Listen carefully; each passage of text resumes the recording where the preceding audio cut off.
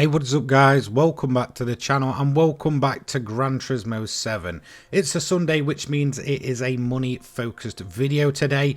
Now it's going to focus on another update 1.43 car and the final car that I'll be building properly for a full video for this update, which is the Audi TTS. This one I've been working on for a good few days, ever since doing the review and testing it out in the weekly challenges and such. I've been building up this 700 pp build, very much focused and turning this vehicle into an Audi TT Coupe car. Overall, it fits the aesthetic of 700 pp absolutely perfectly. In terms of the price point, if you want to buy it used, you get it for a little bit cheaper at 63,800 credits. However, this will be on rotation and will rotate in and out. The only difference here is that you'll get one with a few miles on it. However, you can buy it new for a relatively low price of 68,000 credits from Brand Central. As you can see, in terms of its natural PP rating, it's 511.52, meaning there is good room to get those upgrades on and completely transform this car. Massive thank you to the livery creator for today, Nicholas, who created this Audi TTR DTM style replica, really reminiscent of the PlayStation 2 days and Gran Turismo 3 with that Audi TT DTM. Although it's a different generation, I absolutely love this livery and it's been my go-to. So let's start off the build itself. The first thing you're going to want to do is get the wide body modification on this car. In terms of wide bodies, they can affect the PP rating of a car, so just to be sure, go ahead and slap one on. Next up is going to be the rim width and diameter. I'm going to keep them standard at 19 inches. We're then going to have the wide width and the wide offset as well. Again, does affect the rating. Next up, body panels. It's going to be a Type B front. At the side, once again, is going to be a Type B. At the rear is going to be a Type A. And then on the wing is going to be the big DTM Cup style Type B rear wing. Absolutely love the look of that one. We also have a roll cage installed as well, which is a roll cage Type C. So with aero mods installed, it's time to head over to the tuning sheet. We're going to be running the racing mediums as standard for this vehicle. That is a good thing about this one. The PP rating, even fully upgraded, is relatively low and does allow the use of the softer compound of tyres. You'll also want to ensure you've got the intermediates and heavy wets if you do plan on running this at Le Mans as a permanent basis. If you're going to use the likes of Bathurst, don't worry about those. Fully customizable suspension with body height of 100 and 110 at the rear. Anti-roll bar is going to be 5 front and 8 again at the rear. Compression is 40 across. Same with expansion, which is 50. Natural frequency is 3.00 front and 3.25 at the rear. Negative camber angle is 2.0 across. Toe angle at the front is 0 and then at the rear is 0.10 inwards.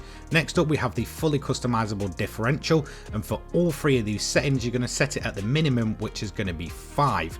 Next up, we have the torque vectoring center diff, and I'm going to set this to 40/60. That is my personal preference, but feel free to adjust this on the fly if you want a bit of extra rear end and such. Fully customizable racing transmission set to 260, and here are my manual gears.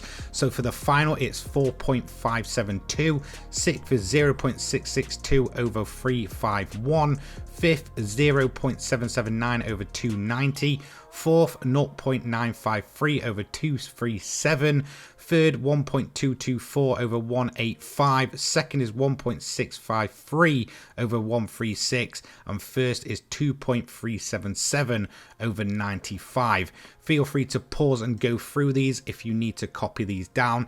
If you don't want to go into the gears, just feel free to put it to around about 260 to 270. Now we've got no ballast or power restriction on this build, but we do have the fully customizable ECU. Thankfully, we aren't having to nerf this car. Now aerodynamics relatively low, 23 at the front and rear is 298. This is because I'm mainly going to be running Le Mans, where I don't actually need that much aero, mainly for the straight line speed. Now in terms of the turbocharger, it's high RPM with anti-lag set to strong. Racing intercooler, racing air cleaner, silencer, exhaust manifold. Brake system is racing slotted, but it doesn't really matter, feel free to choose any. Racing brake pads. Brake controller I do recommend because you can do this on the fly, just like the torque centering diff. Now in terms of the clutch, it's going to be the racing clutch and carbon propeller shaft. Then we have all of the perma upgrades. So we have bought up S installed, which is an ultimate tuning, engine balance tuning, polished ports, high lift camshaft, titanium connecting rods and pistons, racing crankshaft, all of the weight reduction stage 1, 2 and 3, and finally increased body rigidity. Fully upgraded, no power restriction, 533 brake horsepower. Just a hint in terms of difficulties, I do naturally run the game on hard. However, if I'm grinding money, I recommend easy, especially for the 700 pp at Le Mans, so you can reduce that time by doing a stop and wait. Now let's show you the events themselves. There's actually two main ones I run this car at. The first is the obvious, that is 700 pp Le Mans, which is the 30-minute event, 550,000 credits for this one. However, this isn't the only event you can really run this car at. There is plenty of others in the 700 category, but in terms of kind of the main one, or the main other one that I like to aim for, is going to be the Bathurst event. This is the latest event to the WTC 700. As you can see, it's a 7-lap race. Maximum reward is 165k, so the payout is a little bit less. Takes around about 15 minutes, but you don't need to worry about weather, and the payout is the second most in terms of the WTC 700 for sort of time taken and reward back. So let's talk about the car itself. So after using this car a bunch the last week or so, I really wanted to aim for sort of a Cup style DTM build, although this generation I don't think actually ran in DTM. I absolutely just love the liveries available. I love the Cup liveries, and it really gave me the idea of building this car into basically a full-blown race car. Obviously minus the fuel consumption, which can be a little bit on the heavy side, so you will need to use short shifting and a bit of throttle lifting to kind of get that fuel consumption in line. But once you get used to driving this thing, you can absolutely nail it. Reduced downforce is mainly for Le Mans. Again, you can adjust that as so to get the right PP rating if you're going to be running it at the more twisty and tight circuits, but we're mainly aiming for a higher top speed. So it's all certainly about turning a road car into a race car, and I feel like the Audi TTS absolutely does that perfectly. I've enjoyed this car much more with the upgrades, and especially in terms of under braking, it removes that kind of wobbling about the typical stock version does. So let's talk about the strategy. Very, very simple. Fuel mix 6 as per usual. Again, the fuel consumption starts very, very low in the Audi. This is something I noticed instantly. As you can see here though, as time goes on that first lap and you're running fuel mix 6, it will start to rise. So don't instantly panic if you think you've only got a lap of fuel left. It will rise and then kind of level out, and you can stretch out to an average of around about 3 laps of fuel. After that, you just want to go ahead and overtake for the lead, and then it's pretty much job done for the AI. At this point, you're going to start monitoring the weather radar. Around about lap 2 is where I fully recommend just keeping your eye on it. This is when the most chance of rain coming in actually happens. As you can see, I got towards the end of lap 2, I could see a formation of rain coming in, but it didn't look too bad. It was rather quite spread out. As you can see, by the time I'm halfway around lap 3, the rain's already gone anyway, and it didn't really even touch the track. Now at the end of lap 3, I am going to be pitting for fuel. It's going to be a 3-lap kind of car. However, you may notice that the mediums on this car absolutely outlast almost anything. This car was insanely good on its tyre life, which is a massive advantage, and whilst it's still dry, I don't actually have to come off of that compound. So this time around, I'm only pitting for fuel. If at this point it is raining, just cover it off with a set of inters or heavy wets, depending on what the conditions are like for you. Now in terms of the rest of the event, I am going to start just again monitoring that fuel, using a bit of short shifting and doing a bit of throttle lifting as well into corners. This will allow me to go as long as possible. Now I did get another rain formation come in, but as you can see, it was rather quite a weird one coming from both sides, but it did dissipate and move away from the weather radar. A fully dry event, which is a very rare occurrence.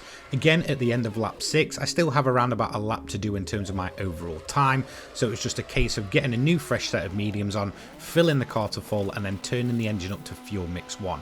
At this point, I just want to hit the ground running and get this event over and done with, as close to that 30-minute time barrier as possible, and I'm going to be able to complete 7 laps and not actually have to bother with the stop and wait method. So as you can see, the timer just ran out as we cleared the final corner. We crossed the line as close to that 30-minute barrier as possible after a very quick sprint for the final lap. In terms of overall time, it was a 30 minutes 02.790.